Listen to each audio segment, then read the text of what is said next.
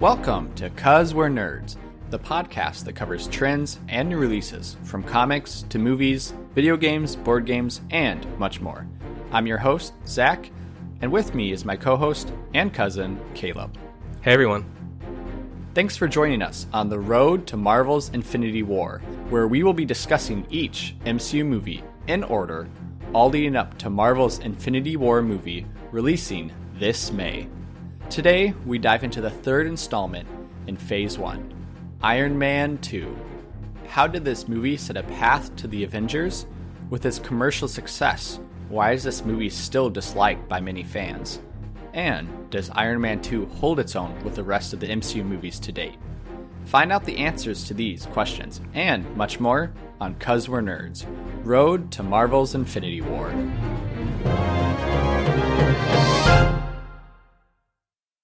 All right, Caleb, what do you call Iron Man without his suit? Tony Stark? Close. Stark naked. Oh, got him. Oh, goodness, the cheese is real. So, Iron Man 2, we're 3 movies into Phase 1, and we already get a sequel. Yeah, so this is Marvel's first sequel. The first movie did really, really well, as we talked about. It was the second biggest 3-day opening of a non-sequel ever, not just for Marvel, at the time it was released. And so that was May 2nd, 2008, and just 3 days later, Marvel announced 3 new films. The first one was Iron Man 2 for 2010, and the second and third ones were Captain America and the Avengers for 2011. And Kevin Feige is now in full swing as president, or Lord and Savior of the MCU. As we talked about in our previous podcast, he didn't necessarily have a lot of control when Iron Man, The Incredible Hulk were announced and thus produced, but I guess later on he had some control. But with these next movies coming up, he had full creative control, correct? That's right. At this point, he had been president of production for almost 2 years. So these are the first films that he had full control over from start to finish, and the ability to say, yes, we're making this, no, we're not making this. Which means, since he's the head of Marvel, these are the first films with his real vision fully realized. Did he change any haircuts? I don't think so. Tony Stark's haircut looks a bit dated. Well, that's a first for Feige, so congratulations, Feige. Good job on that creative control. Well, back to direct Iron Man 2, we get Jon Favreau, just 2 years after directing Iron Man 1, it being released in 2008. With Iron Man 2 being released in 2010, he is back. But there are some other notable actors that are actually missing from this movie. That's right, Don Cheadle. This movie was not the easiest to get started. There were actually several issues, the most notable of which is the fact that Terrence Howard, playing Colonel James Rhodes, is no longer there.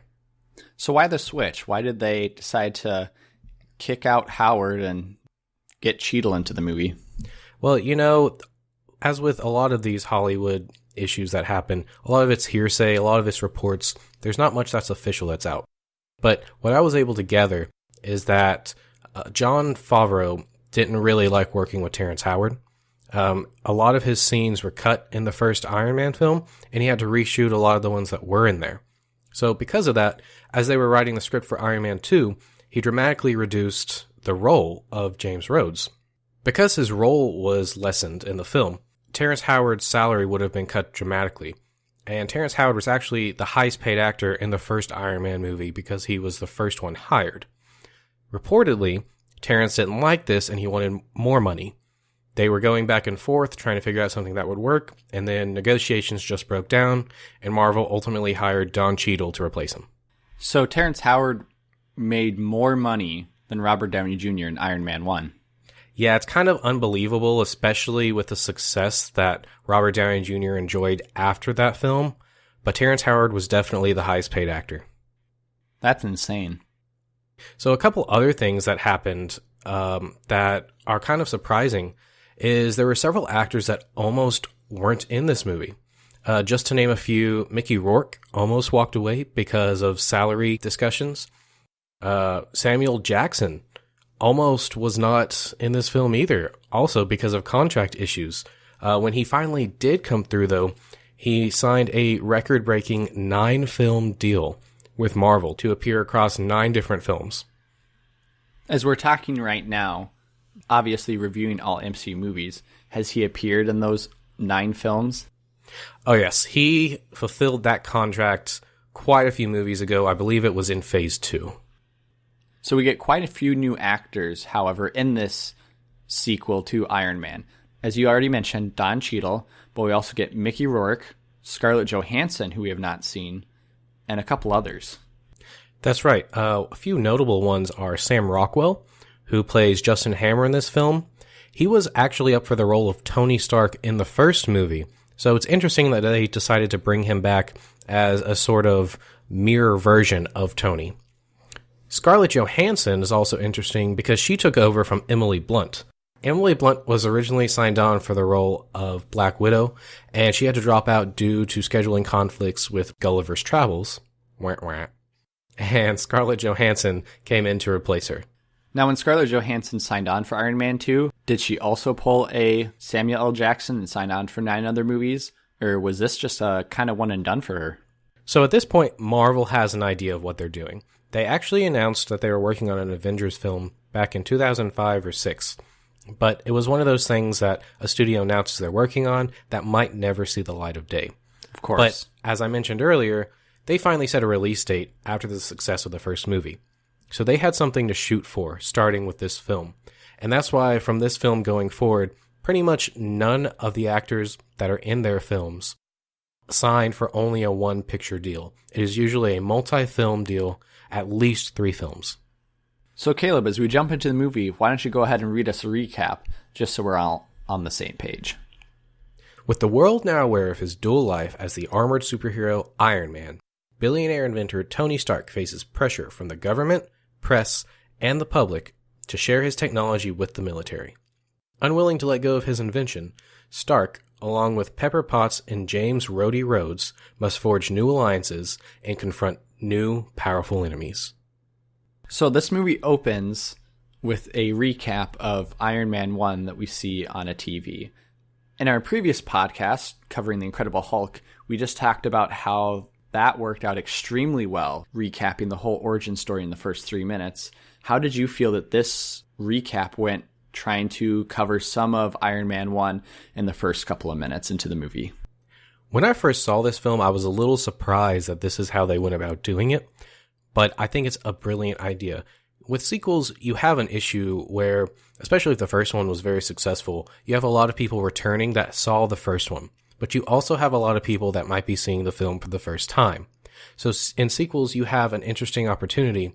You have to tell people that haven't seen the first movie what happened and catch them up very quickly, while at the same time not boring people that saw that first one.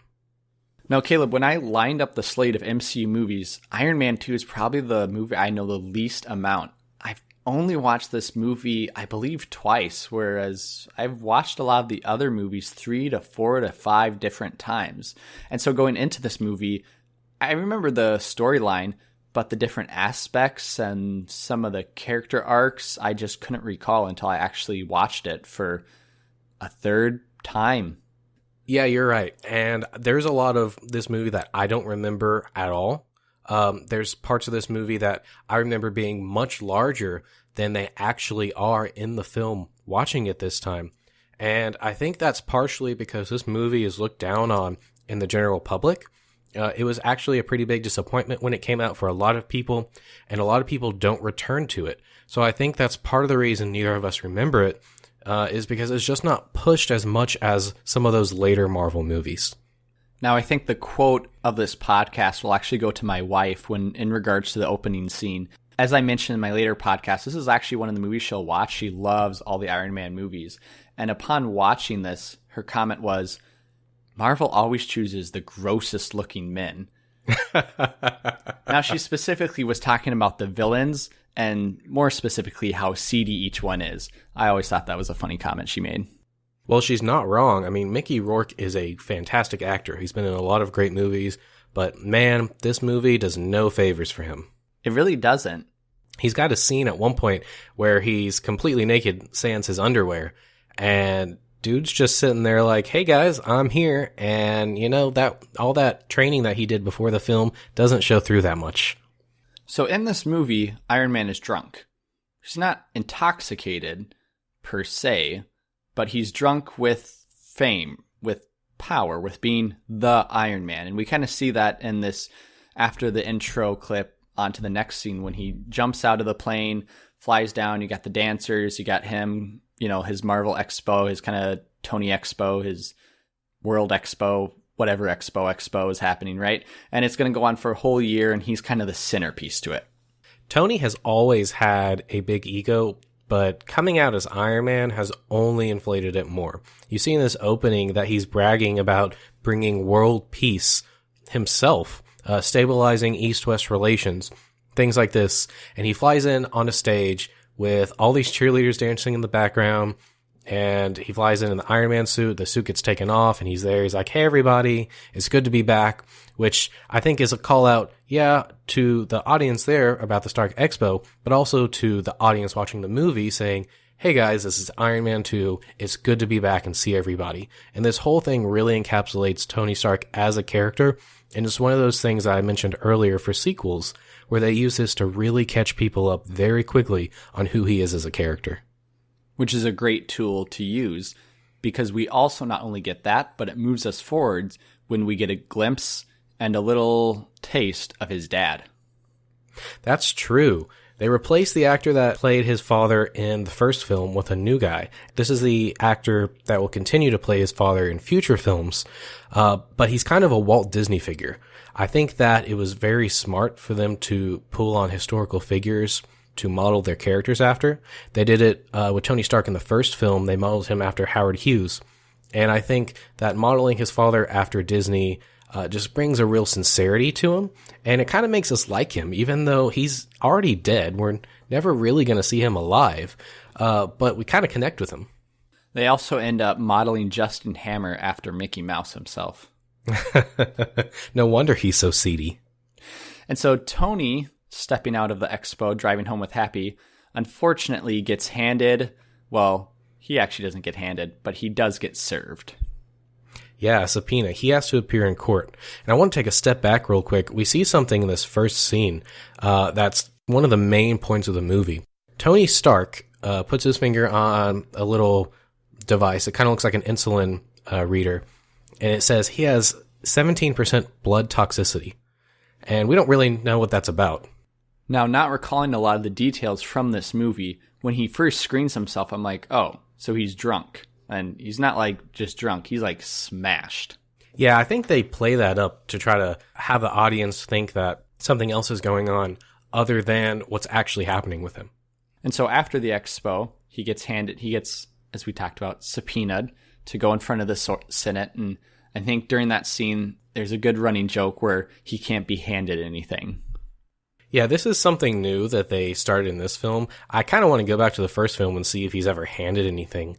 But it seems like an eccentricity that someone of his status would have. You know, you always hear about those really rich people having things about them that are kind of weird, kind of off. And this seems like something that fits with his character. And so the next scene, we see him, he's in the Senate hearing, and we're introduced to one of the secondary villains. And I would even say possibly a side character, side antagonist, side villain, although he doesn't really play a huge role into it. The Senator. Yes, the Senator. He's kind of a funny character that comes in, and the whole point of this scene is to tell us Iron Man has been going around doing things, like I said, saving the world, and the U.S. government doesn't like it.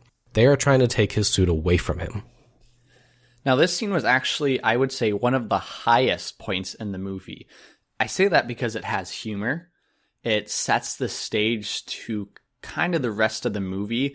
It introduces us to Rhodey again. It shows off kind of Tony Stark and his persona going into this movie, as well as Pepper Potts and kind of the secondary villain Justin Hammer. It also does something that's really interesting, which is show us what the rest of the world has been doing while Iron Man's been flying around. They've been trying to develop their own Iron Man armor, and as we can see, some of them are more successful than others. I think one of the funniest parts in this scene, it has a lot of humorous parts, but when Justin Hammer is going crazy because Tony hacks into the system, right? And at one point, after showing North Korea and Iran, he shows the Hammer facility, and they're testing out a suit of armor. And Justin Hammer's like, shut it off.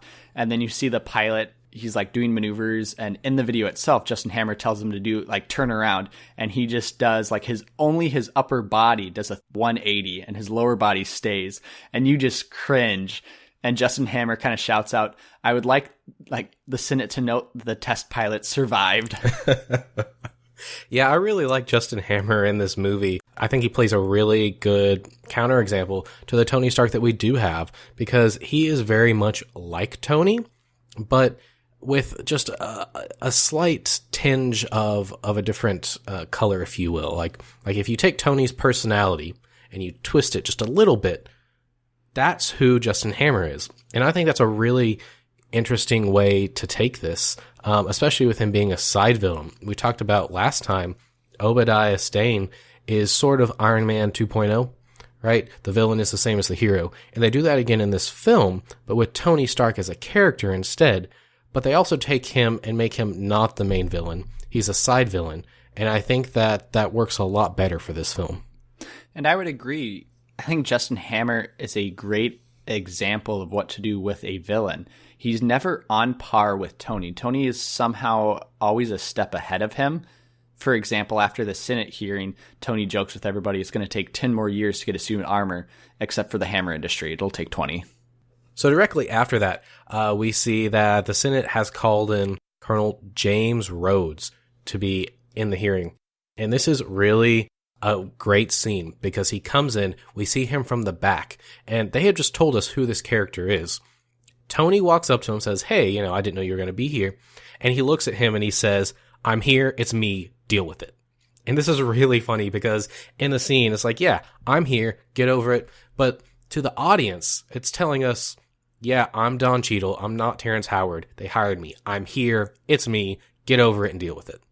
I would absolutely agree. I wrote that down, and I also had a little chuckle to myself. This is a great fourth wall break to the audience. We know it's a different actor. The movie is establishing that, hey, this is a different actor. But as you said, Caleb, deal with it. Another thing in the scene, just because I think the scene is so jam-packed with content, is that this is when we're also introduced to some new technology. Tony Stark pulls out this phone that's basically see-through and yet starts touching a bunch of buttons, and then he just simply hacks into the mainframe of the Senate, hacks into these computers.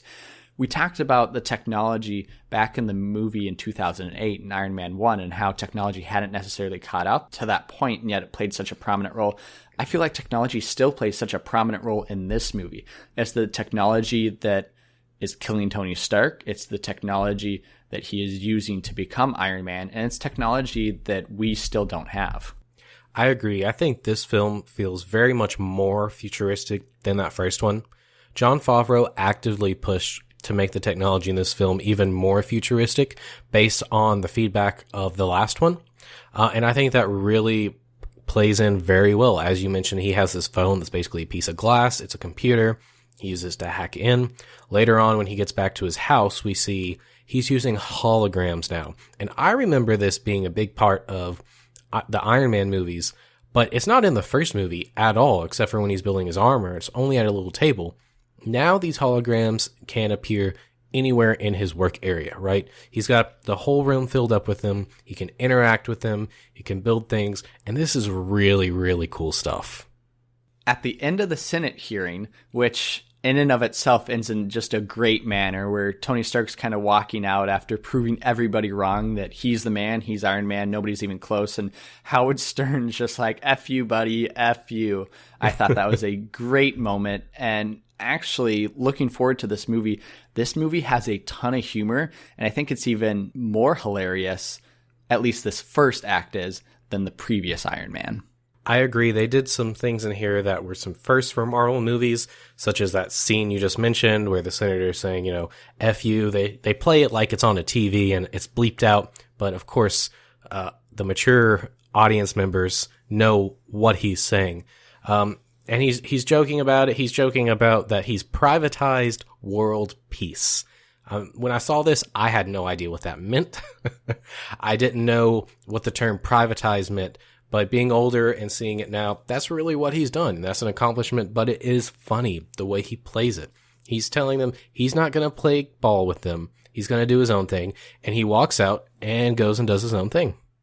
Now, Caleb, this has been a great opening so far, and I actually love just the first act, the first portion of this movie and how it sequentially moves.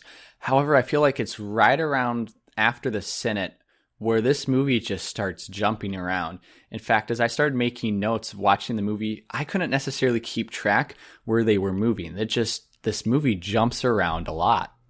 It's something that I had a big issue with as well. I can follow what's happening. I can see why things are happening, but the way it's edited together, it just feels kind of disjointed, and it feels like we've got two plots going on at the same time in two different areas, which we kind of do for a little bit, but it just doesn't flow as well as Iron Man did, or even The Incredible Hulk, where I feel that both of those movies had a central focus. It started at point A and it ended at point B, and we were always following the same character and we always knew what was happening. But this movie, because they do intercut so much with Whiplash, who we'll find out is the main villain of this film, it just kind of stagnates the plot. So when it jumps back to Whiplash, we kind of see him, and I think a great atmosphere as it recalls Iron Man 1, right? He's kind of in this dirty atmosphere. He's doing the iconic shot we saw from Iron Man 1 where he has his hammer and he's making his arc reactor. And he's like hitting the hammer on the hammery thingy. The anvil. There you go, right? And he's going to town, and I thought it was kind of a unique callback to Iron Man 1. And so we know he's making something big, and it just looks cool. So we see him working, and it's a callback to the first scene that we see, the scene that opens the entire movie, where he's working to build something. And through the different scenes that we get in the movie, we basically see that he starts building his own suit. And a little bit later, we see he's got some sort of electric whip. We don't really know what it can do, but it does look pretty cool. Now, when we go back to Iron Man, he's made his way back to the mansion. He's talking to Pepper Potts, and it's at this kind of point that I think several things that are pretty important to the movie happen. The first one is that we find out Iron Man isn't intoxicated by alcohol, that he's actually dying. Yeah, we find out that he pulls out his arc reactor, and we find out that the palladium element that powers the arc reactor is actually poisoning him. And I remember this being a plot point, so I watched for this in the first movie. When they're building his first suit of armor, when he's with Jensen in that first film, he does specifically say that they're pulling out palladium from the missiles. So this ties back to that. But we see he's built himself a new arc reactor. I guess this is version 3. And he's got these kind of nuggets of palladium that he puts in and he takes out. And when he takes them out, it looks disgusting. It looks like it's been sitting in acid. It looks rusted. He pulls it out. He puts a new one in. But we find out that it's poisoning him. The more he uses it, the more this causes him to die. And so this is like an interesting story arc that really doesn't pay off in the end for me. It's very interesting that, okay, he has this going forward. He now has to find out how to deal with it. And he basically deals with it by ignoring it. And this is part of the problem with Tony Stark as a character, because this is pretty much exactly what he would do. I mean, how do you write a character that is so arrogant and so about themselves in a situation like this that makes sense? I think there's better ways they could have handled it, obviously, but it's kind of writing yourself into a corner to begin with. And one way they handled it is that because Iron Man knows he's dying, and on the other half is that he can't necessarily handle all this fame of being Iron Man and trying to protect the Earth while being the CEO of Stark Industry, he finally kind of flips out and just gives CEO to Pepper Potts herself. That's true. It feels a little bit off the cuff, like, oh, well, I just don't want to deal with this right now, so you do it. But we find out in the next couple minutes that he's been thinking about this for a while. He's saddened by the fact that he's dying, he's not handling it well, and he wants to hand off his legacy to Pepper Potts, who doesn't believe him at first, but eventually comes around to the idea. Now, in Iron Man 1, we had talked about how the movies actually affected the comics and how the comics started to change based on the movies. Iron Man 2 is actually a great example of that if we go to the Iron Man comics. In the Iron Man comics, up to this point, Pepper Potts wasn't actually necessarily in the picture. At some point in the comic strain, basically back in 2008, she actually got married to somebody else and wasn't even in the Iron Man comics. However, jumping forward to 2010-2011, after Iron Man 2 came out, they reintroduced Pepper Potts. And not only that, but after she kind of was reintroduced as Tony's personal assistant following Iron Man 1, after Iron Man 2, they decided to make her CEO. So the comics were basically following the movies in chronological order. So jumping back to that scene, I want to mention real quick, at the very beginning when it cuts to his basement, we see something that's very important to the Iron Man lore, and that is the Hall of Armors. Wait, and it's not the Hope poster, 2008, Obama? It's not, but that's a good try. So in this movie, it's not really a Hall of Armors. It's more like a wall of armors. But you see, he's reconstructed his Mark I armor. I don't know if he got it out of the basement or Obadiah Stane had it in the first film, but he's got it in there. He's got his Mark II and III in there. And you see a fourth suit, which is his Mark IV armor. And this is actually the armor he starts out in this film. Like all good nerds, he starts his collection early. In the comics, the Hall of Armors is this massive warehouse at this point where he stores all of his past armors. I'm not sure how many he has in the comics, but it seems like he's had hundreds, if not thousands. And we'll see a little bit more of that idea in Iron Man 3 where they really embrace him having multiple different suits. But for this film, it's more of an Easter egg. It looks cool. I would love to have that display in my house. So with Pepper out of the picture, Iron Man, or Tony Stark, now needs another personal assistant. Enter Natasha Romanoff. Yeah, she comes in and she introduces herself as Natalie Rushman. And she is someone from the legal department who comes up to help Tony sign over his company to Pepper. Now, this is our first look of the Black Widow. Obviously, following the movie, we won't get that revealed for at least another 45 minutes, but this is her. And she's a very big character in the comics. She's been around for a long time. She's an Avenger. She works for S.H.I.E.L.D. She's pretty much the character in the comics that she is portrayed as in this film, which is really cool. Another thing we see in this film with her is we see her fighting skills. Another character that's in this scene that was in the first movie is Happy Hogan, played by the director Jon Favreau. He has a much more expanded role in this film. And so he's teaching Tony how to box, and Tony wants, I guess, Natalie to get in there and box with him. And just, it looks like, based on instincts, when Happy throws a punch at her, she kind of grabs him and flips him over and locks him onto the ground, and everybody is shocked. Yeah, she takes him down. He has to be twice, if not 3 times her weight. This is a little taste of, a little tease about who she is, the fact that she might not be who she says she is. We don't know that for sure at this point because Tony pulls up her profile and we see she can do all kinds of things. She's modeled, she speaks Latin, but her fighting skills weren't listed on that. And directors, take note that if you want to be in more sequels and more movies, simply write yourself in like Jon Favreau did, and you're already set to helm and direct.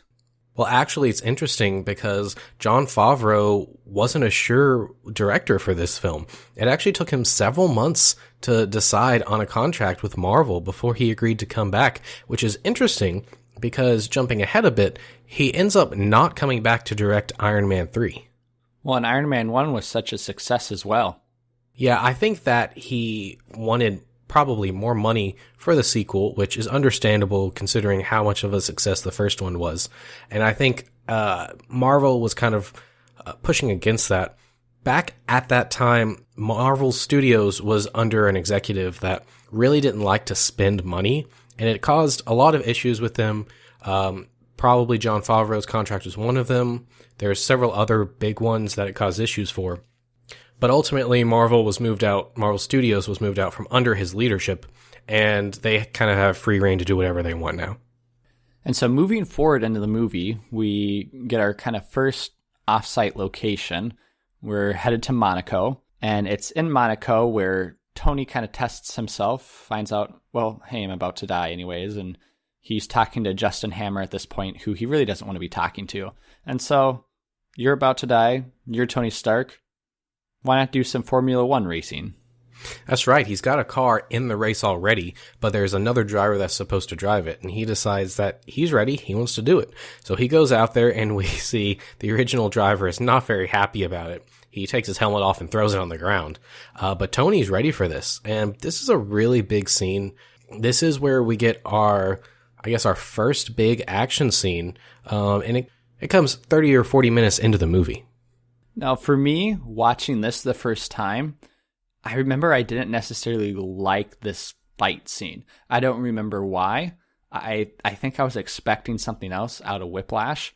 But going back and rewatching it recently, I actually really enjoyed this fight scene between Whiplash and Iron Man, as well as Pepper Potts and Happy. I agree. And this is kind of where Whiplash is revealed to the world. So he's snuck onto the Monaco Grand Prix as a pit stop worker, and he walks directly onto the track as cars are running past him.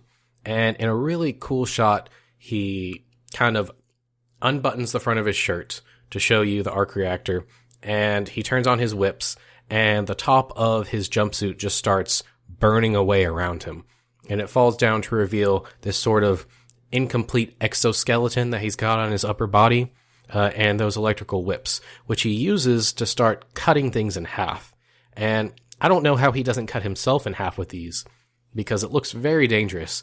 But he cuts one car in half, and then around the corner comes Tony Stark, whose car also gets hit, which is what starts the fight scene.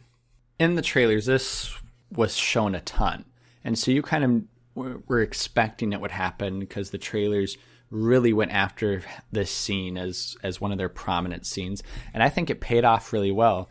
We have Mickey Rourke here. He has his electric whips ready after unbuttoning his shirt, and he just goes to town on the cars, right? And he finally sees Iron Man, slices that, and Iron Man has no way out right now. I mean, he tries to fight him, but it's not working. He doesn't have a suit. Yeah, this is one of the things that this movie does that Iron Man 3 actually, it's a central theme in that film, is who is Tony without his suit? We get a little taste of it here, and the answer is he's not too good. He's kind of running away. He tries to fight him a bit, but he's not winning, really. And so we see kind of around this time, Pepper and Happy have driven onto the track, and they have the suitcase that kind of looks like an Iron Man armor that they're trying to get to Tony, but we don't know what it is. And this is when we see his fifth installment, the Mark V. This is a callback to the comic books, where he used to have a suitcase that literally had an Iron Man suit inside of it, and he would just pull out the pieces and just slide them on like they were pieces of clothing. It was kind of like Marvel's Superman. Instead of going to the telephone booth, he would sneak into a bathroom, open up his suitcase, and 30 minutes later pop out in a metal suit. Exactly. But for this movie, obviously, they had to update it, and honestly, this is probably one of my favorite ideas for a suit. He goes on the ground, he steps on it, it kind of opens up, he puts his hands in it, and then he pulls it onto his chest, and it starts kind of forming out of the suitcase, and he pulls his arms out, and there's basically a bunch of plates in the suitcase that cover his body. I remember thinking Transformers, right? Transformers had been out for a couple years at this point, and to me, that's kind of what it looked like, but done much, much better than those films. And we really don't see anything like this until we see his attachment on his arm in Captain America Civil War. So this is pretty new and works out really well, as you said, Caleb. Yeah, so now that he's got the suit, he has a little scuffle with Whiplash, who I agree with you, Zach. This fight scene works really well. But if you look at Whiplash as a villain trying to be cool, he is not a cool villain. He's kind of slow. He ends up getting hit by a car 2 or 3 times, which should have broken his legs. Let's be honest. But he comes back and he's fighting and he cuts the car in half. Tony ends up basically grabbing the whips, pulling up to him and just ripping out his arc reactor. And I agree, for as many cool things that this fight action has, there's a lot of things that just don't necessarily work. Yes, it's cool that he's stepping out into the F1 track. Those Formula One cars are going at insane speeds. The fact that he doesn't get hit is a miracle. Second, you're expecting this villain who has the capability and the knowledge to build himself a replica Iron Man suit. However, instead, he makes whips. He knows that Iron Man has rockets, guns, laser cannons, and yet he thinks it's a good idea to make simple whips. Yeah, that's an issue. And also the fact that it's not even a full suit of armor. Like I mentioned, it's more like an exosuit where you've got metal bars kind of connecting and making a torso piece. So it does seem a bit ill-advised. So during this whole scene, I'm expecting the officers to pull out a gun and just shoot Whiplash. Now, it's a European country, so they actually have to wait for their SWAT team. And the SWAT team does arrive. It arrives right in time as Tony's apprehending him. But let's say he, for some reason, chases Tony away. The SWAT team would have taken him down in a hot second. Not only that, but Tony Stark always had the option to fly away. What was Whiplash going to do if he would fly 6 feet into the air and then shoot him from there? There are some issues with that. And also, I just realized, Whiplash cuts a couple of cars in half, as I mentioned earlier. But as you said, those cars are moving incredibly fast. This would be akin to trying to catch an arrow out of the air. Because you have to time your whip so that it hits the car before it passes, which would be incredibly difficult. And yeah, he's a physicist, but I don't think he's capable of figuring that out on the fly. And we see later, he actually causes a multi-car pileup. I think most of these drivers actually die. It's not talked about in this film at all. It's very much glossed over. But there's a massive explosion that at least 4 or 5 cars are involved in. And F1 cars can reach over 200 miles per hour. So your analogy is spot on, Caleb. Now, moving on from this fight scene, while it's happening, our counter Tony is watching it, Justin Hammer. Seeing Mickey Rourke fight, or Whiplash fight, he decides to go ahead and recruit him and break him out of jail. Now, unfortunately for me, this is just another scene that does not work. What kind of issues do you have with it, Zach? A lot, Caleb. I have a lot of issues. So for me, the Whiplash escape scene really just made no sense. So they put a body double in there with Whiplash. Okay, I get that. But then the prison guard hands him a key to escape. And so instead of just leaving the body double in there, he has the key to let himself out of the cell, which he does, but then puts a bomb on the cell. So I understand that what they're going for is that Mickey Rourke is trying to escape, plants a bomb, the bomb goes off and kills him in the process, and he's left there dead, which is what the movie goes with and what Tony Stark believes. However, in the scheme of things, he's then walking away from that. Another guard sees him and yells at him and literally does nothing. You see a prisoner walking down the jail cell and you just decide to talk to him. And then after 2 other guards rush him out, it just doesn't chronologically make sense to me at all. I see where you're coming from, but I actually think this scene works really well. They pull in that other person into his cell so that, like you said, there's a body double. I don't think they can just bring in a dead guy and nobody's going to notice. I think that's why they bring in this live guy. And then they give him the bomb so that it can blow up the body. It can disfigure this guy. So they think it's him. Okay. They also give him the key so he can get out. I agree that the guard should have done something other than just talk to him. But he ends up taking out the guard. And I think that the bomb was not only to disfigure this guy so they didn't know it wasn't him, but also to cause confusion, right? If the prison is in chaos, 2 guards nabbing a prisoner and pulling him away isn't really going to be noticed. And they think that he's dead because the bomb went off, right? And I don't work in prisons. I don't know anybody that does, but I don't think that the prison guards know every single person who's in those cells. I think they're just another person that's there that they have to look after. So for me, I don't have a big issue with this scene. All right, listeners, who is right, Caleb or Zach? Retweet for Zach, subscribe for Caleb, and we'll see you next week. That's it, guys. We're out. And so from that scene, we get Whiplash being transported to the Hammer facility. And before he gets to the Hammer facility, Justin Hammer meets him at the airport to offer him a deal. That's true. And side note, I don't know what's going on with Justin Hammer's hands in this scene. It looks like he got a spray tan and he got an extra 3 just for his palms. They are incredibly dark, and it's the only scene I noticed it in the entire movie. But this has always bothered me. Now that you mention it, you're completely right. Yeah, I don't know what they did to him, or if it was an accident, or if it's just the lighting, but it's really weird. Ultimately, it doesn't matter. And the scene is all about Justin Hammer trying to recruit Whiplash, whose real name, we know at this point, is Ivan Vanko, to build basically Iron Man suits for Justin Hammer.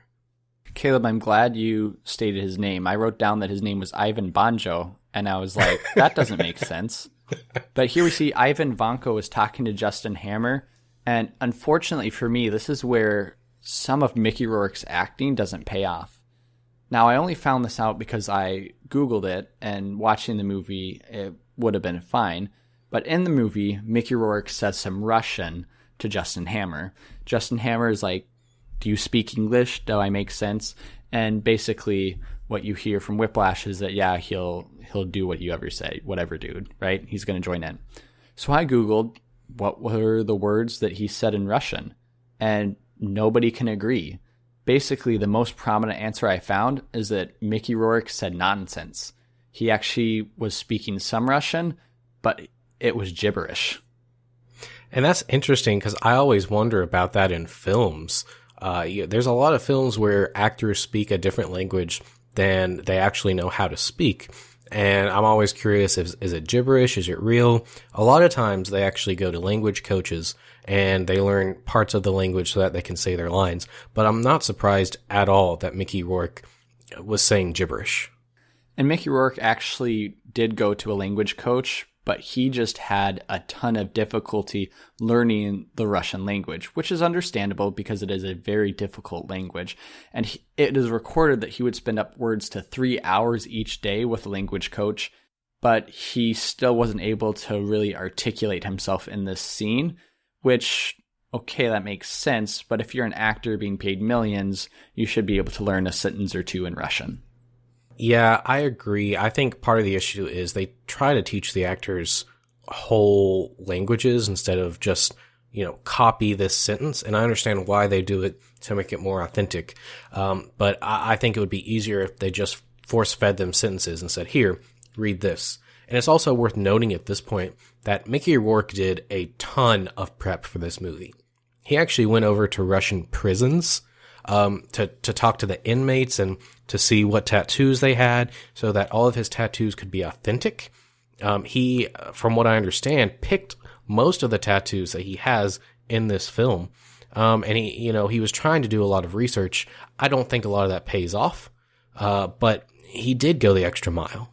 To give Mickey Rourke credit, a lot of these decisions don't pay off simply due to editing. In fact, after this movie was released, he didn't have a lot of kind things to say about it, which we'll cover after we finish reviewing the movie. And so while all of this has been going on with Whiplash, Justin Hammer, prison guards, all that fun stuff, a few different things happen on Iron Man's side. One in particular is that Pepper Potts is catching on that something is happening with Tony, but can't necessarily articulate it. Now, due to the movie jumping around, I can't remember exactly the scene and where it falls chronologically in the movie, but Pepper Potts asks him what's going on, and Tony kind of evades the question of what's going on. Yeah, and at this point, I believe Rhodey knows what's going on with Tony, and Tony tells Rhodey not to tell Pepper. And I don't know if that's a smart thing. I think he's trying to spare her the heartache, but he ends up actually never purposefully telling her, which is not surprising because he's Tony Stark.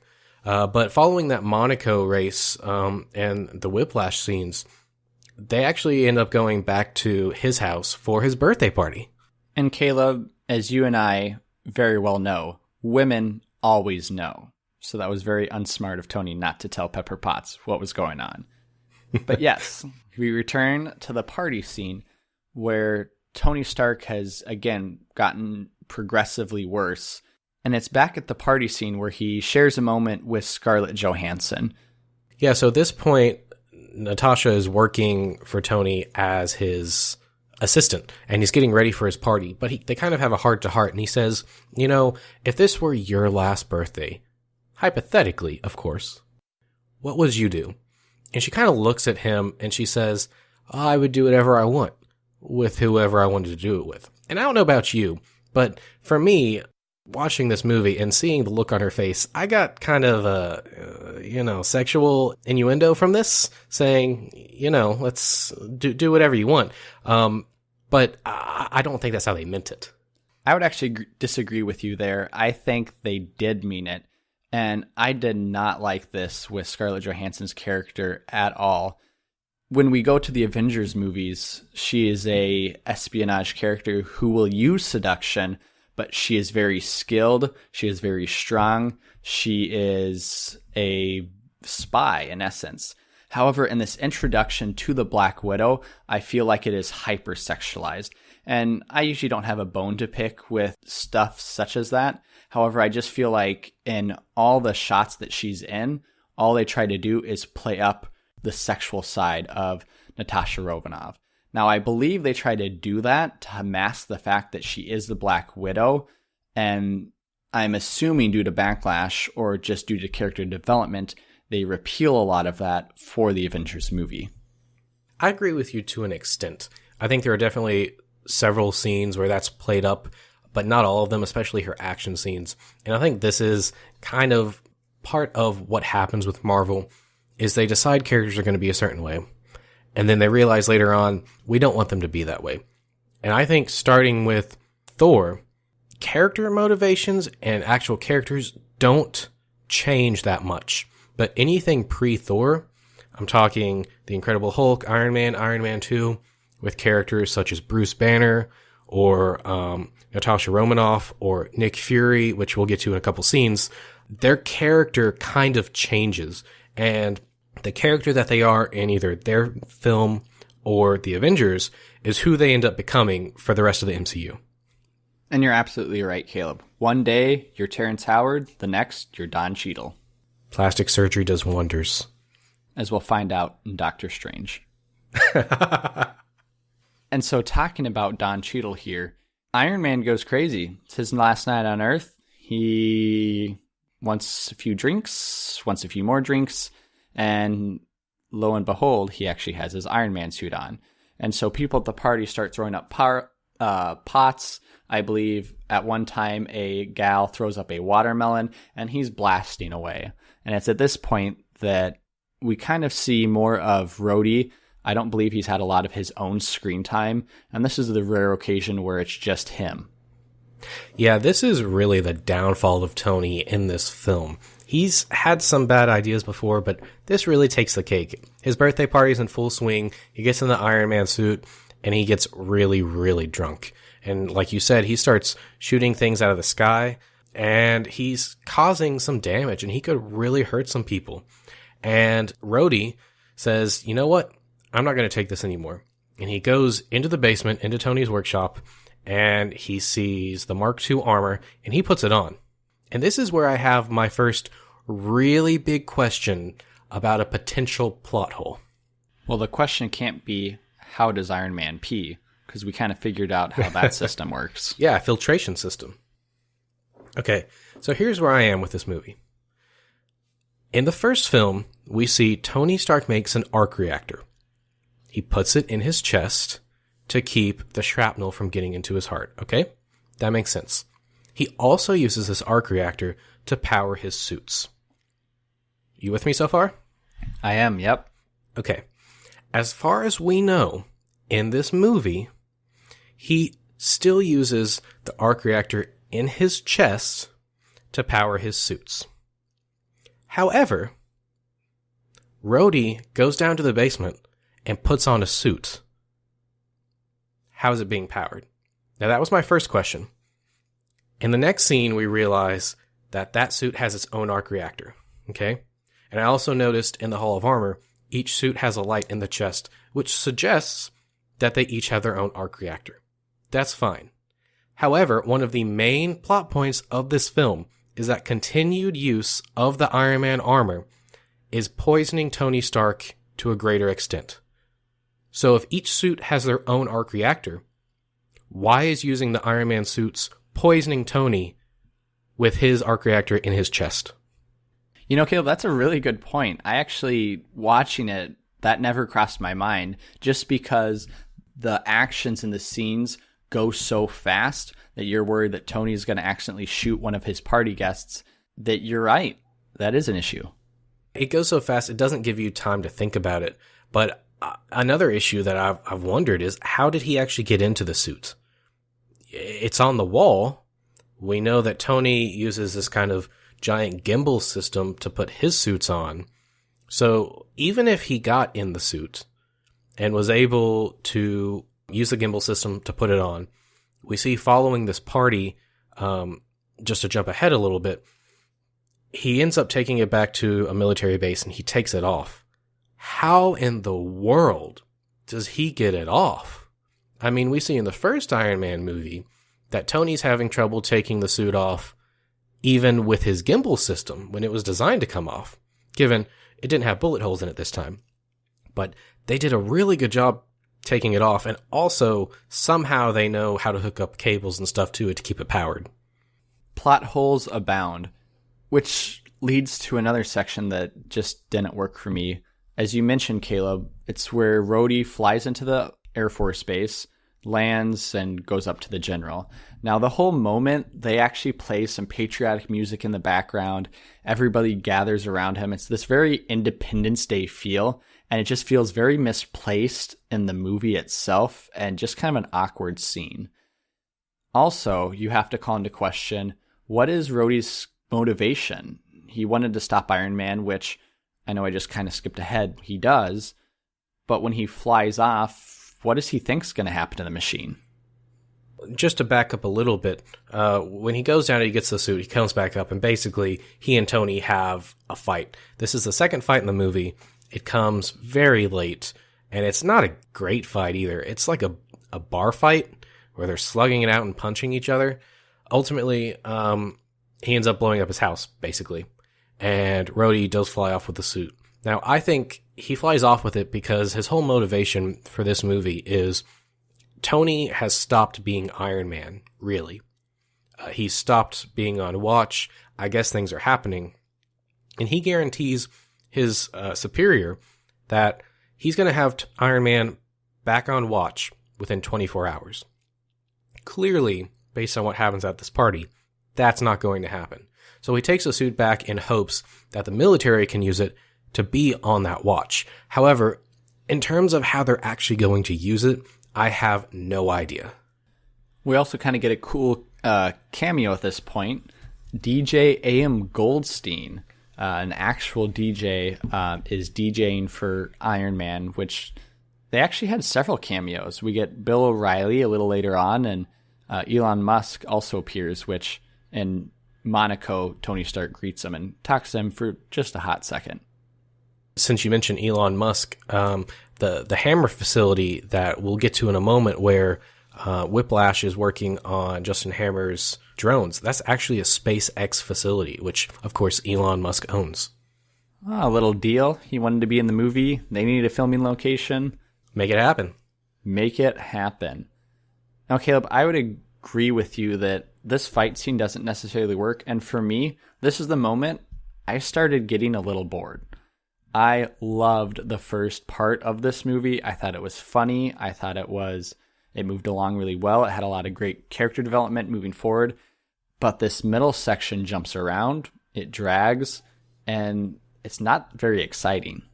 This first part of the movie it's got its issues, but I do agree that it's very well done and it's entertaining, most importantly. And this middle part does start to drag a bit. Following the fight, we see Tony goes to a donut shop in the Iron Man suit, and he's sitting in the donut. He's eating a donut, and who comes up? Samuel L. Jackson as Nick Fury, reprising the role from the post-credit stinger in the first movie. The man himself. So they proceed into the donut shop after talking, obviously. And this, again, I'm sorry to say, but just doesn't work for me. It's simply movie building. They have a reveal of Black Widow, you have Nick Fury, and you have Iron Man, and they reveal some important information about the movie, but also in hindsight, they have some of the Avengers in a circle together already. That's true, and this is part of that character change that I was talking about earlier. Samuel Jackson in this scene, he starts off really well, and I like him a lot, but then he just goes straight on Samuel Jackson. He starts talking like him, and it just pulls me out of the movie, because that's not who Nick Fury is in any incarnation. And you're right, they do reveal that Natalie Rushman is the Black Widow at this point, that she is a S.H.I.E.L.D. agent. Tony is confused. He tries to fire her. She says that's not, up to him. And basically, this is all in here because Tony is dying, and Samuel Jackson somehow magically has the cure, and somehow magically knows that it's the cure. Following the donut shop, the next scene we find it in the destroyed Iron Man's house. We find out that S.H.I.E.L.D. is basically putting him on house arrest because they need him to get right and get back on watch just like the military does. So it's at Tony Stark's house that we get a major reveal. So in this scene, Nick Fury is talking to Tony Stark. They're just kind of sitting around, and we find out that Ivan Vanko, Whiplash, had a father named Anton Vanko who worked with Tony's father to create the plans for that original arc reactor, the big one that was powering their factory. Now, unfortunately, some things happened, some things went down, and Anton got deported back to Russia, and Howard got to keep the plans for himself. It's at this point we find that Anton simply wanted to get rich off the energy resolution that was going to be created by Howard Stark. Now, unfortunately for me, I was hoping that this would go in another direction instead of the evil Russian being the evil Russian. It would have been interesting to see Whiplash's father being possibly a pacifist, and maybe Tony Stark's dad being the villain in this one, such as that Howard Stark wanted to use this energy resolution not necessarily for energy purposes, but for weapon purposes, where Anton wanted to specifically use it for energy purposes. They have a conflict, a fight, and then he goes back to Russia. What do you think about that? I do think that actually would have been more interesting. I've never thought about that. But seeing as in American movies, we like to portray Russians as the villains a lot of time, I think it would be very interesting to flip that and say, no, the original Russian, Anton, was really a good guy, and his son's gone off the rails. And Tony's father, because we don't know much about him at this point, he wasn't a very good guy, and he rose to power because he wasn't a good guy. I think that would have been interesting for this film. Unfortunately, that would have ruined some of the developments that they have for Howard Stark in later movies. And I really like who he is in later films. And this was actually one of the gripes that Mickey Rourke had when playing Whiplash. After Iron Man 2 came out, he stated that his character was simply one-dimensional. In fact, he wrote a lot of character development. A lot of the bird scenes, well, the bird itself was simply his idea. And a lot of this character development, he claims, was cut from the movie, and thus he just became a evil Russian, quote unquote. And because of that, he actually hates Iron Man 2 and hates what Marvel did. Just to jump into it now, he said that he had a whole bunch of scenes that kind of expanded his character, because in this film, Whiplash is pretty much a one-dimensional character, and he worked very hard to make him a multi-dimensional character, and he spoke with the director and the filmmakers to make sure he could do that, and they let him do that. But something happened in editing. I don't know if it was Jon Favreau, I don't know if it was Kevin Feige, but like you said, a lot of those scenes were cut, and Mickey Rourke is very, very candid about how angry he is that all this stuff got cut, and how angry he is that he wasted his time going to Russia and going to those prisons and doing all this research when all that comes out of it is this one-dimensional Russian villain. Back in our first podcast, we talked about S.H.I.E.L.D. and how they actually retconned a lot of the organization. In Iron Man 1, it's talked about that S.H.I.E.L.D. is being formed itself at that moment by Agent Coulson. However, in this movie, it's revealed right away that Howard Stark is a founding member of S.H.I.E.L.D. Yeah, it throws us a curveball with that, and it's something that Tony doesn't really know how to process. Nick Fury mentions it right before he leaves, and Tony's like, wait, what? Because at this point, Tony doesn't know much about S.H.I.E.L.D. either. We see Nick Fury leave, and we get... I got my eye on you. That's right, the terrible joke, I got my eye on you. Terrible. We see Agent Coulson come back in what ends up being an extended cameo. I remembered him having a larger role in this film as opposed to the first one, but he was actually in that first movie more than this one. He really was, and I would agree with you. I thought he was a major role in this one. I think Happy and the Black Widow took a lot of that, and so Agent Coulson wasn't necessarily needed, but we do see him at the end credit scene. So basically, Coulson tells him that he can't leave, which makes this scene pay off absolutely not at all, because the very next scene, Tony leaves. Tony does what he wants. He's Iron Man. You can't stop him. He's about to die. Coulson says that if he tries to leave, he will tase him and then watch Super Nanny while he drools into the carpet, which is a great line, by the way. But what's up with this? S.H.I.E.L.D. is a major organization. They have lots of resources. This is the only S.H.I.E.L.D. agent we see at his house, guarding. And he's not even there, because later on in the movie, he comes back and was like, yeah, I had to go do some stuff. So what's up with this? Why is this even in here at all if they're just going to let Tony leave and get the stuff that he needs to finish this movie anyway? I see this as bad world building, simply having S.H.I.E.L.D. in there for S.H.I.E.L.D. purposes, but you're right. The arc doesn't necessarily pay off at all for Tony. As you stated before, he leaves. He visits the new CEO of Stark Industries, Pepper Potts, watches Natasha Romanoff come in, has to play it cool, gets Pepper Potts strawberries, which she's allergic to, right? And it's in that whole exchange, though, that he sees this whole expo that we haven't really visited since the first part of this movie. Yeah, and I have questions about this. So when Nick Fury was at his house, he dropped off this case, and he said that the answer to the riddle of his heart, which is also a terrible line, basically a thing that's going to cure him, is in that case. Now, I have a couple questions. The first one is, how in the world does Nick Fury know that the answer is in that case? That's the first thing. The second thing is, Tony pulls out some stuff out of the case. One of them is a film reel of his father, and this film reel has his father talking directly to him about him basically changing the world, which again is kind of a plot contrivance that his father filmed something for him for the future, but he didn't even have it. Nick Fury had it. Whatever. Assuming all that's fine, he leaves to go see Pepper. I am confused because does he go see Pepper to say sorry? Because that seems to be the point of this scene. But while he's there, he sees the expo models, which is what those film reels were about. And he notices that these film reels have the answer to what he's looking for.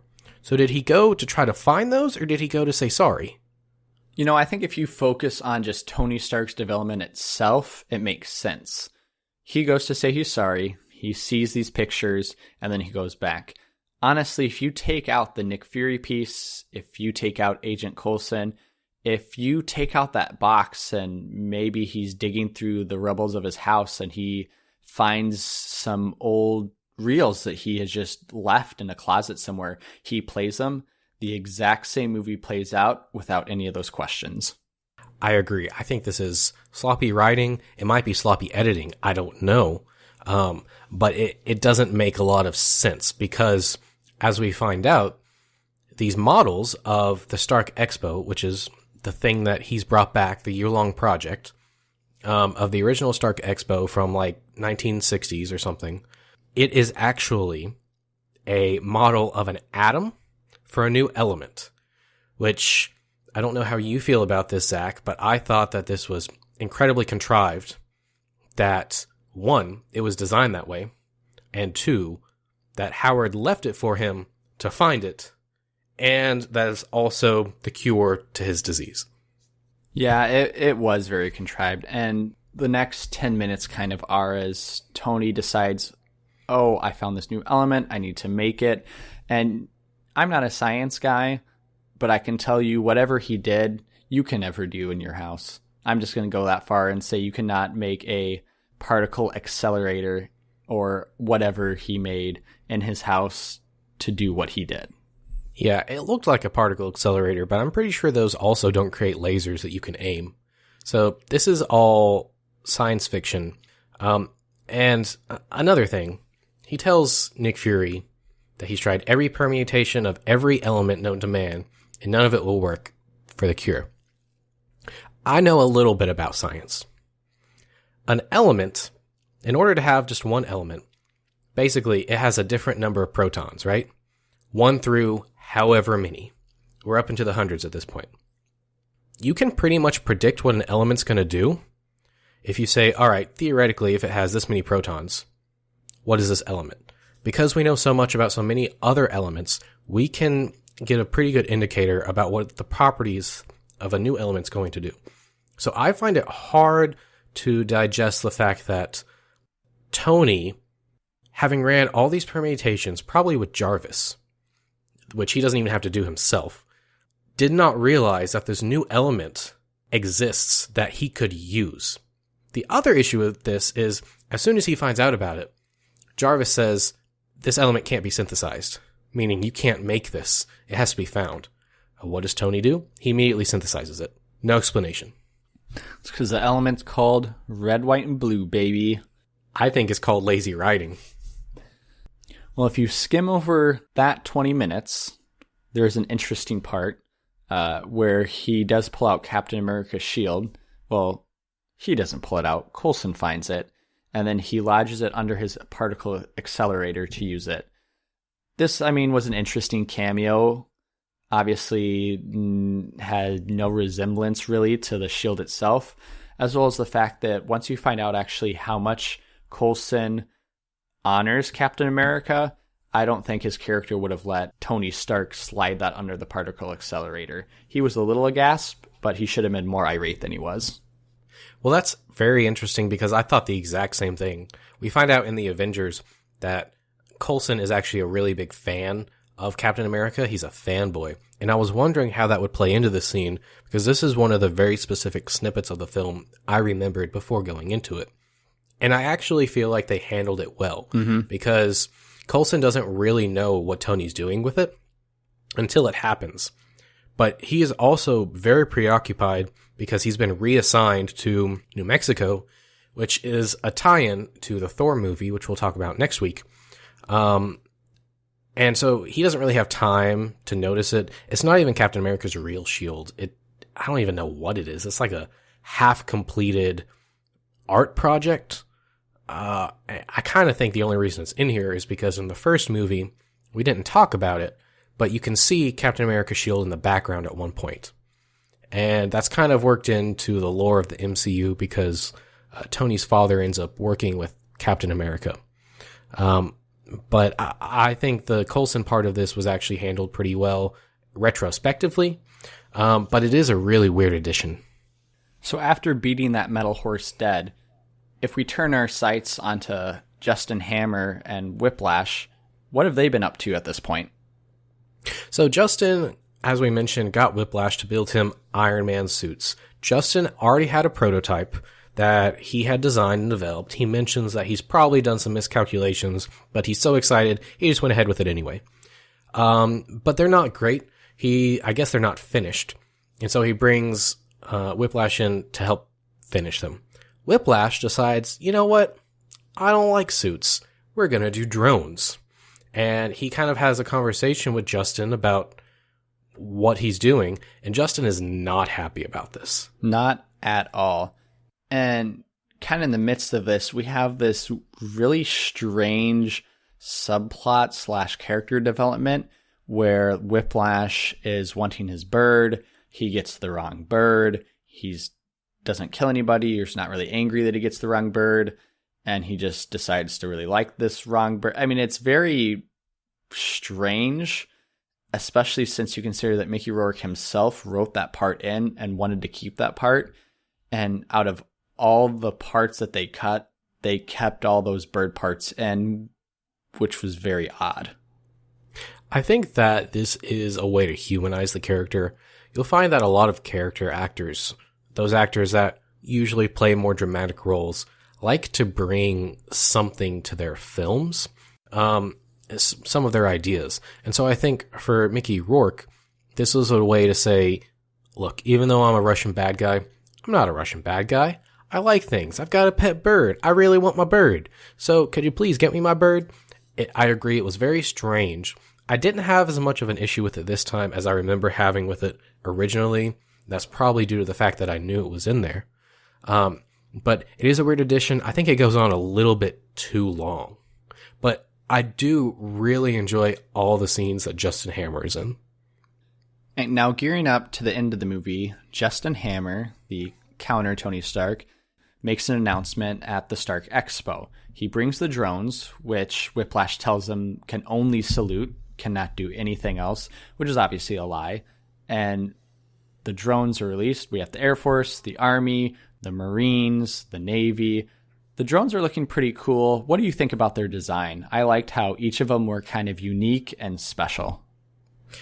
I agree. I think that these suits look pretty good. They don't look generic sci-fi suit, which is good, but they don't look over-designed either. I think they're a good mix. I also think that visually they look really nice. I don't know if this scene was done with CGI or if they actually had props on set for the suits, but they look really good. And I think that the whole scene is staged really well. Justin Hammer comes out and he's announcing the drones, and they come up, and there's patriotic stuff, and Justin Hammer's being funny, and then Don Cheadle, Rhodey, comes up out of the ground in a new suit of armor. This is the one that he took from Tony, the Mark II, but has been retrofitted with weapons from Justin Hammer, because we haven't mentioned it, but Justin Hammer is now the primary weapons developer and provider for the U.S. military since Tony Stark pulled out in the last movie. Going to the comics, Hammer Industries plays sort of a role. It's kind of like a counter shield.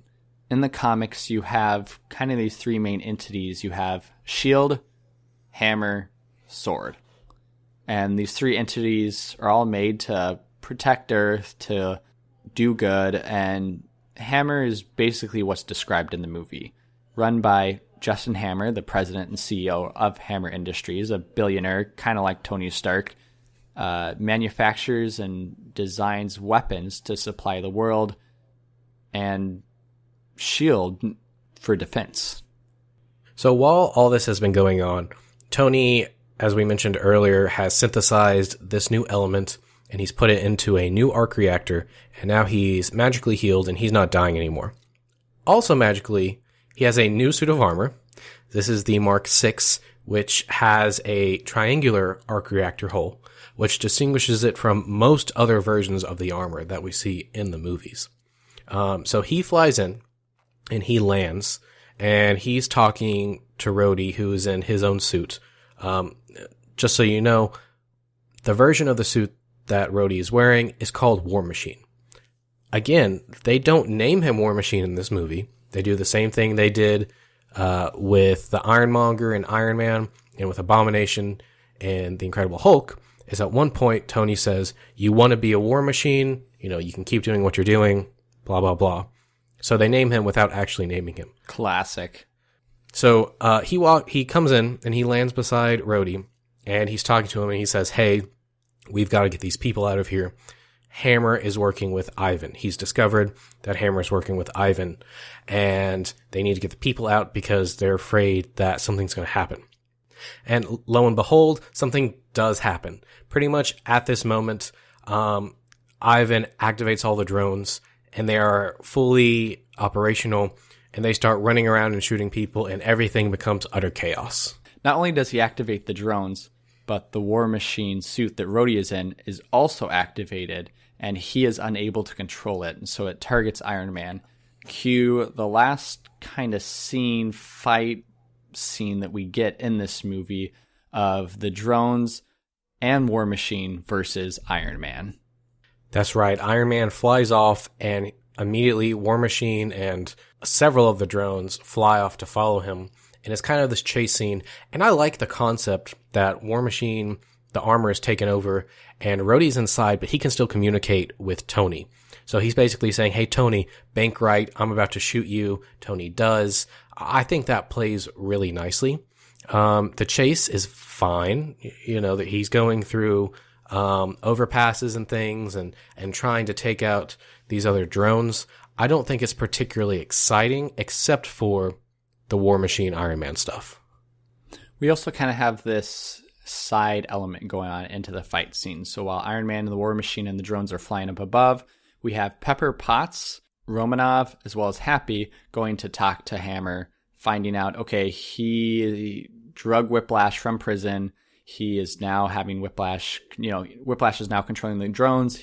Him and his men are unable to take control of everything. And so what we see is the Black Widow and Happy get into the car and drive over to Hammer Industries. Now, I had mentioned before that this Black Widow just doesn't feel like the Black Widow of Avengers. Another point I would use to back up my claim is when they go to drive in the car, Romanov looks at Happy and asks him just to drive. She states something to the effect of, drive me to Hammer Industries. And then she gets in the back of the car and Happy drives away. Now, obviously, in the element of the movie, you could state that she's trying to hide her identity. However, at this point, Black Widow wouldn't be necessarily concerned about her identity, especially when it comes to Happy. She would have taken control of the car herself. She would have driven to Hammer Industries, and she would have taken everybody out if we were talking about the Avengers Black Widow. But this isn't that Black Widow. I actually hadn't thought about that, and that's a really good point. The reason she's in the backseat is she's trying to change into her catsuit, and this is another instance where she's kind of overly sexualized. We see her take off her blouse, and Happy looks back, and he almost runs into a car because he's not looking out the road, and she, of course, says, keep your eyes on the road as she's changing. Ultimately, she does kind of take control of the situation once they get there, but she has to wait until they get there to do it. And you're right. She redeems herself. I love the Black Widow fight scene, actually, possibly even more than this chase scene happening between Iron Man and War Machine, because she just wrecks all the guards in the Hammer Industry. I think this is probably the best Black Widow fight scene in any of the movies we've gotten so far. You could maybe compare it to the start of the Avengers when she's in Russia, but yes, you're correct. And there's also a joke that's running in this scene that I think is one of the better jokes in the movie, where Happy is boxing with one of the guards. And Happy is a trained boxer, but it takes him a long time to dispense of the guard. And as he looks up, he's like, oh, hey, I got him. And, there's 10 guys that are laying on the ground that Black Widow took out 5 minutes ago. And can we talk about how Jon Favreau bit off another man's ear? Did he actually bite it off, or did he just bite it? He probably just bit it, but I took it that he bit off the man's ear himself. Yeah, that's pretty intense, especially just for a bodyguard. And so we get Black Widow and Happy finally get to the computers where Ivan was controlling everybody, and he's gone. Yeah, so Ivan was left with a couple guards. He ended up killing those guards, and that's how he was able to activate his drones. And he has sort of disappeared, and they don't know where he is. So Black Widow jumps on the computer, and being a master in spying and espionage, she's able to hack in and reboot the War Machine armor, and also talk to Tony. And this is kind of where Tony accidentally tells Pepper he was dying. And what I think is sort of a ill-placed scene, where there's some humor in the middle of all this drama, but it's not great humor. And there's no payoff. This has been the biggest story arc for Tony. If you look at the whole Iron Man movie, it's about him being basically a loner due to the fact that he won't take anybody's help. And his story arc is that he now has to take the help of S.H.I.E.L.D., he has to take the help of Rhodey, and he has to take the help of Happy and Natasha to be able to overcome Whiplash, right? And he doesn't necessarily take the help of Pepper Potts when he should have to overcome what he was fighting. I think that would have been a better story arc and a better payoff, and instead the payoff was cheap and not worth it. I agree. He does have a little bit of payoff with War Machine. We see that they're flying around and they end up landing in the Oracle Dome, which is kind of like this Japanese garden. And they're kind of bickering a bit, but they're trying to figure out what to do before the drones get there so they can win. And basically they take too long fighting, and the drones come along. This is the best scene in the movie. Other than, I would say, possibly the Senate scene or the scene with Whiplash and the F1 race, I would say that this end scene, for me, pays off in a huge manner. Because you finally see War Machine and Iron Man fight side by side with a ton of drones. And they fight in ways that we haven't really seen before. I think that's part of what makes it so good. It doesn't go on for 10 minutes. It's pretty short. But we see War Machine use the weapons that we haven't seen him use. We see Iron Man use these cool new lasers that we've never seen him use before. And they dispense with the drones pretty quickly. But I agree that it's exhilarating. And I think that's part of what people don't like about this movie is the exhilarating scenes are few and far between. I mean, really all I can think of at this point is that initial Grand Prix scene where Whiplash walks out onto the track. I guess the Black Widow scene that we just talked about, and this scene. And that's a lot, and we're almost 2 hours in at this point. And think about what we have seen in this movie. This movie has been following Tony around as he does whatever he wants to do, ? He has been at the expo, he's been drunk at his own birthday party, he's been F1 racing. And so, a lot has happened in the fact that the movie jumps around. But in all reality, not a lot has happened. And as you said, Caleb, there's not a lot of action, which can be okay in a movie. But in a superhero Marvel MCU movie, action needs to be a corner piece in the movie for it to work. Specifically, one of these earlier movies. And I think part of that is a lot of things happened, but a lot of things of consequence have not happened. And I think that you can have a Marvel movie without a lot of action, but the things that are happening that isn't action has to be interesting. And as we've talked about, a lot of the stuff just isn't, and it doesn't make sense. So after War Machine and Iron Man defeat all the drones, here comes Whiplash. Finally, in the suit of armor that he should have built when he first attacked Iron Man, right? Yeah, so this suit comes out of nowhere. We haven't seen it through the entire movie, and he all of a sudden just drops down. It looks kind of like the drones, and he opens up his helmet to talk to War Machine and Iron Man, which, as a villain, is a terrible idea. But War Machine and Iron Man are concerned, and Iron Man just straight up tries to take him out. He targets the dude's head, and he fires. And I would say... But he misses. He misses, Caleb. He misses. He only misses because Whiplash closes his helmet. All right, we got to redo that. We're keeping this all in. And I would say when he has his head open, this is probably the worst CGI effect in the movie. It is an obvious floating head. We had seen a little bit of it in Iron Man 1. Up to this point, I thought the CGI with War Machine as well as Iron Man were fantastic. We had not seen a lot of floating head, maybe a little bit in Iron Man, but it wasn't too bad. But here, Mickey Rourke his head did not look like it fit on that machine. And I think that this is the only thing that looks really bad in this movie, visual effects wise. It also brings up the biggest, in fact, the major plot hole in this movie. Up to this point, Mickey Rourke has had his bird. What happened to the bird? It's not with Natasha and Happy. It's not with him unless it's maybe the bird is powering his suit. I don't know, biggest plot hole. What do you think? You know what? I think the bird's dead, unfortunately. They took it away. We didn't talk about it. There's a scene he has with Hammer before the expo. No. And they put it in a bag. I think that bird's dead. Great. It had an Admiral Akbar death. Oh, no. Oh, no. Spoiler alert. Just kidding. If you haven't watched Star Wars 8, then that's your own fault. Gauntlet thrown. So, Whiplash comes down, and basically they have a very unsatisfying fight, right?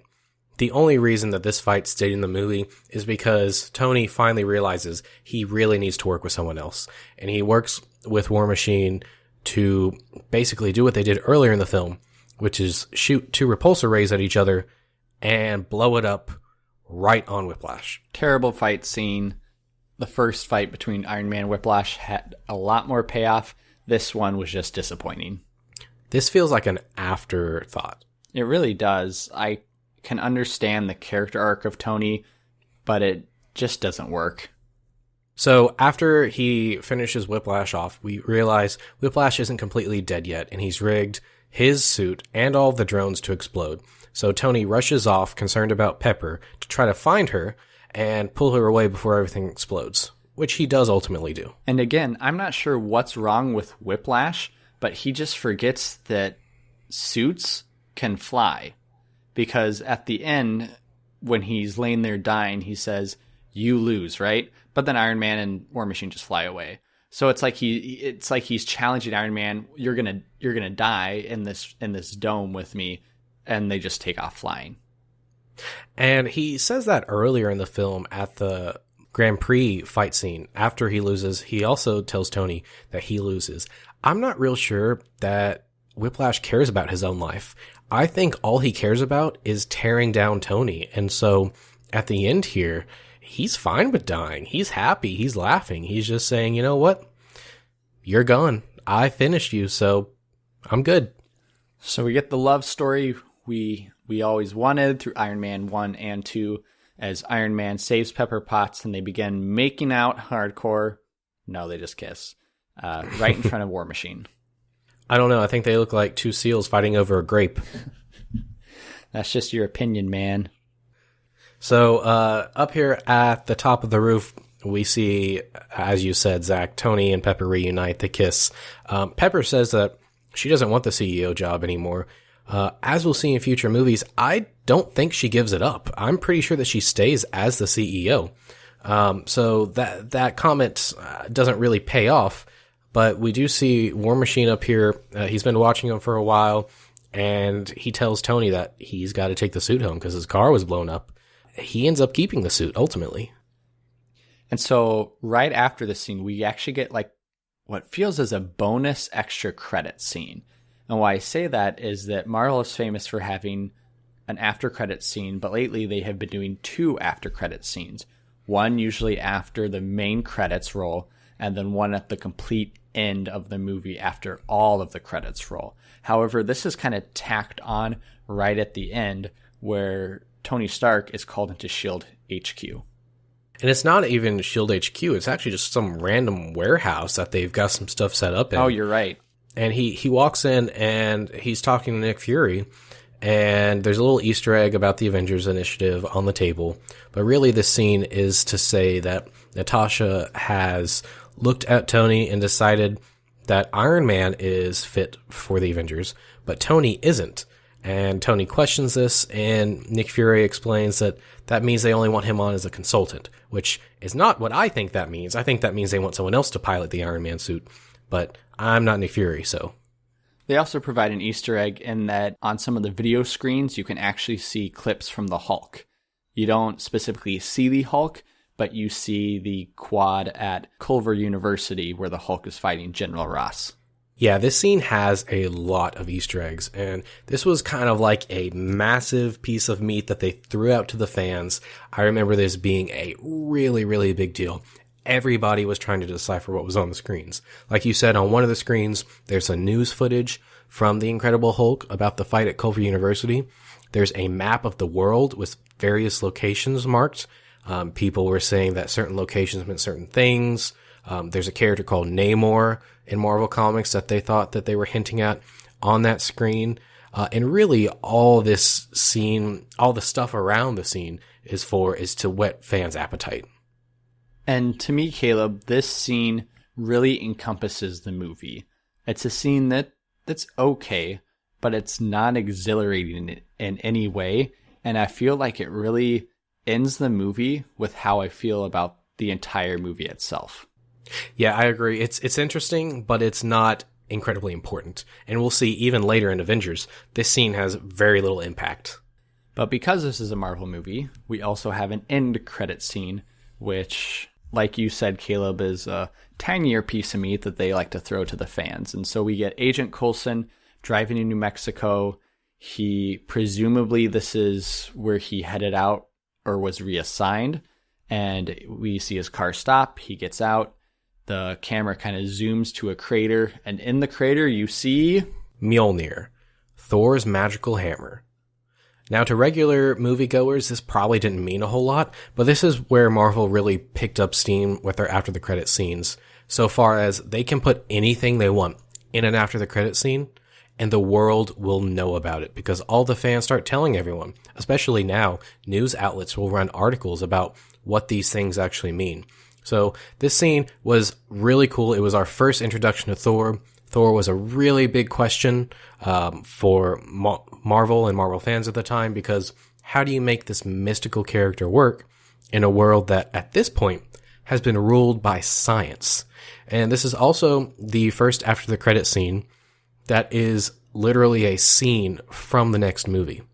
This is an unaltered scene that actually appears in Thor that was not directed by Jon Favreau. This was actually directed by Kenneth Branagh, the director of Thor.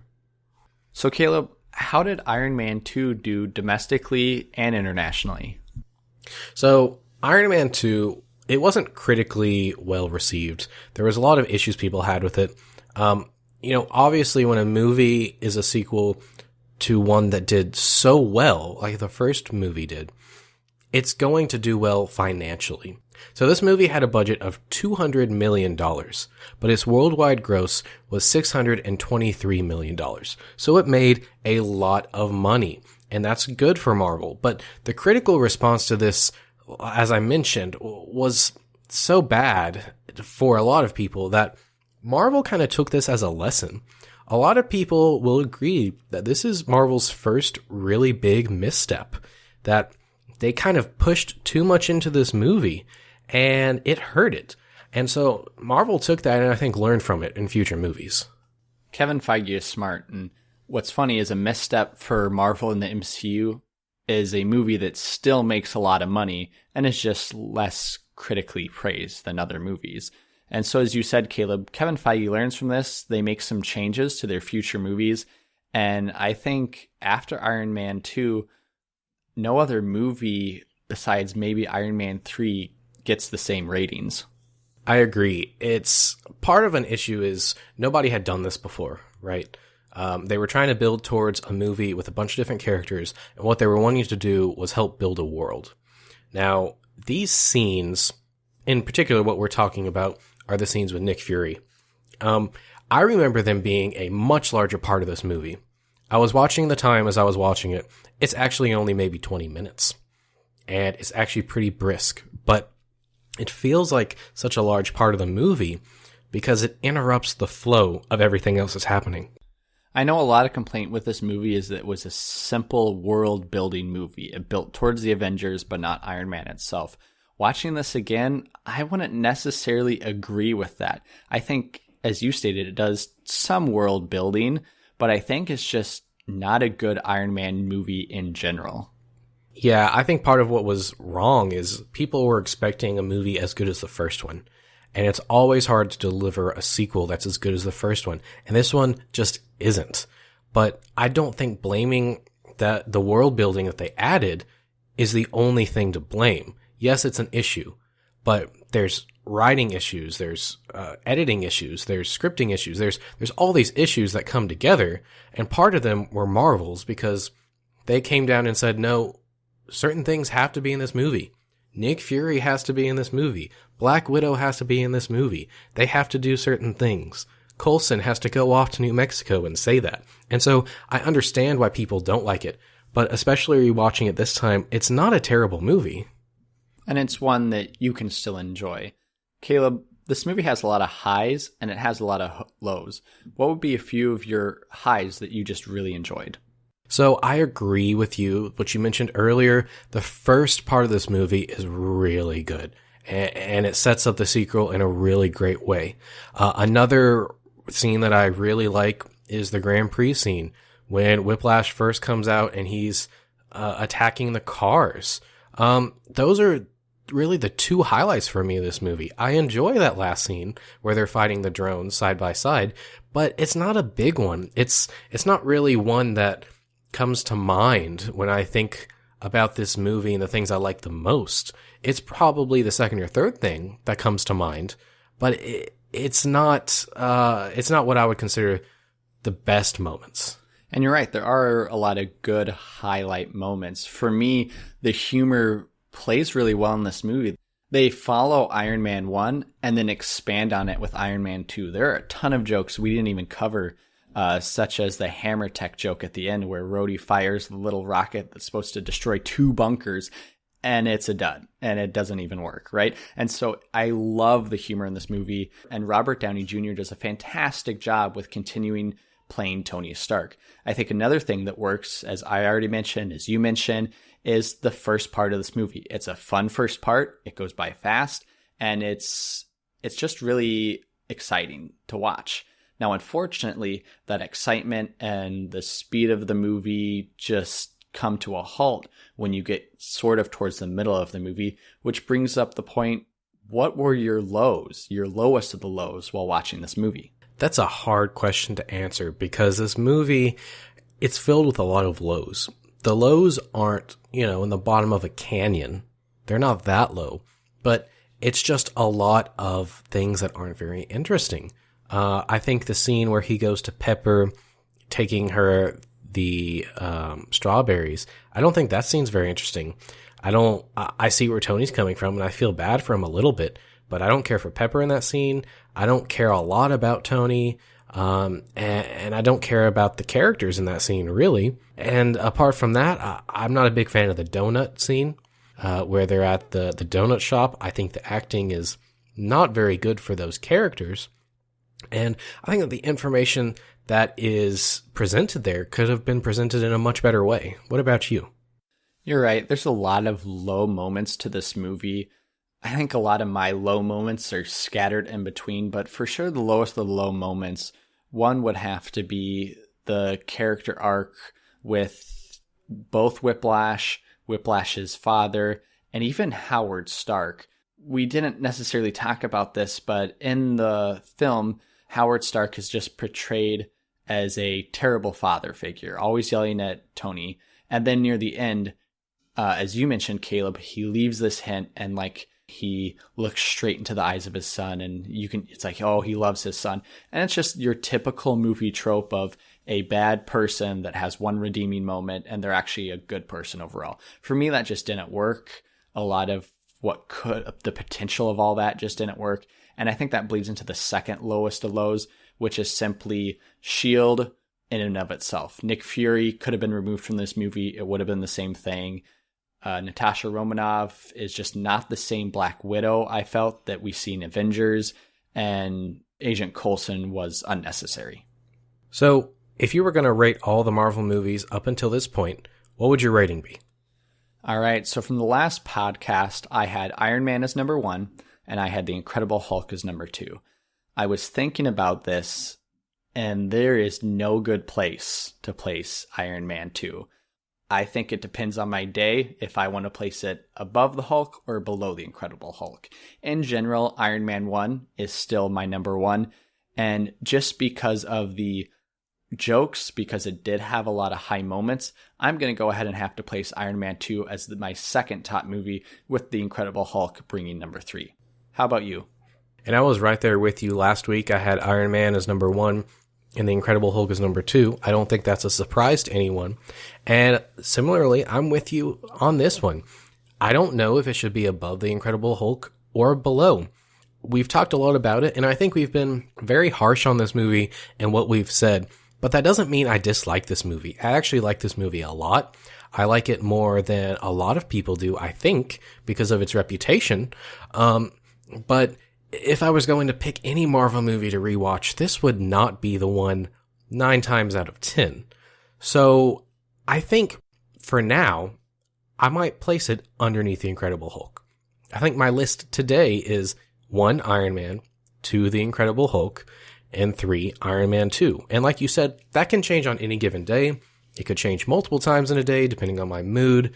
But I think that The Incredible Hulk had such a strong throughput of what's going on. It was easy to keep track of everything. And this movie, like we said, just kind of jumps around a lot. And it makes it less enjoyable than it should have been. And to end with the wise words of Tony Stark, if you're headed to a prison cell, I'll send you a bar of soap. So that's not the end for the Marvel Universe. We've got several movies to come. What was some of the fallout of this movie after it came out? I don't know, Caleb. Why don't you talk about that? Okay, well, I will. I've got lots of stuff to say. So, a lot of people had some issues with this movie, but they weren't all in the audience. As we talked about, Jon Favreau took many, many months to sign on to direct this movie. When he was done, he had some issues with it. Reportedly, he felt that the film was rushed into production and that he was forced to add in these Avengers subplots like the S.H.I.E.L.D. stuff and the Nick Fury stuff. And he did not think that the script was really finished and polished before they went into production. And so, again, reportedly, he wasn't very happy with this. We also talked about Mickey Rourke, how he wasn't happy with his film at all, and he talked very candidly about why he disliked it, and openly insulted Marvel Studios over it. And so this movie is kind of, as I mentioned, a lesson to Marvel in how they do future movies. Now, Jon Favreau, he was around for Iron Man 1, he was around for Iron Man 2. Guess what? He is not going to be around for Iron Man 3. Originally, he envisioned in his head, he was going to do the trilogy, he was going to complete it. But I think after his experience on this movie, he decided he didn't want to. He was also interested in helming the Avengers, but Marvel didn't really want to pay him the price that they would need to, so they ended up going another direction, and we'll talk about that in a couple of weeks with the Avengers podcast. But this film, had a lot of people that were unhappy. In terms of the comics, Zach, do you know anything that this had an impact on in the comics? As mentioned previously, the comics, specifically Iron Man, would go in favor of where the movie was going. So Pepper Potts became CEO, and as I'm sure we'll talk about in Iron Man 3, Pepper Potts actually goes on to get her own suit of armor and her own arc reactor, which plays a part in Iron Man 3 and thus had to play a part in the comics. And I know that separate from the comics, lots of Marvel's video games, which from that point even up till now are a lot of mobile games and a lot of online games, they take inspiration from the movie versions. So if there's a Whiplash character, it's going to be this movie version. We didn't really talk about it, but the character in this movie is not the Whiplash character from the comics.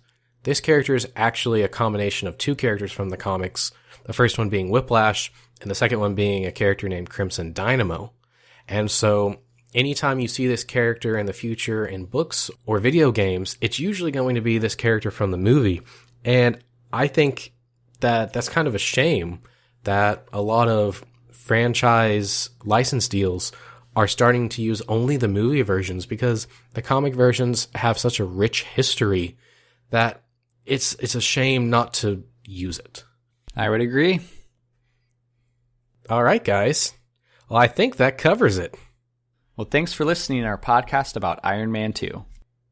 Before we go, I do want to say thank you to Taylor Poole for our awesome intro music. The dude's terrific and he does great work. And you can find him at taylorpoolemusic.com. That's TaylorPoole music.com. Thanks for listening to The Road to Marvel's Infinity War, Iron Man 2. Where does this movie fall in your ranking of the MCU? Let us know on any of our major social networking platforms at Cuz We're Nerds. CUZWERENERDS. You can also find us on iTunes and any major podcasting network. Tune in next week as we discuss Thor. Coming from the critical disappointment of Iron Man 2, how does Thor compare? Does it mesh magic with science? And can Chris Hemsworth make audiences fall in love with an unknown Marvel hero? Find these answers and more on Cuz We're Nerds, Road to Marvel's Infinity War. Stay nerdy.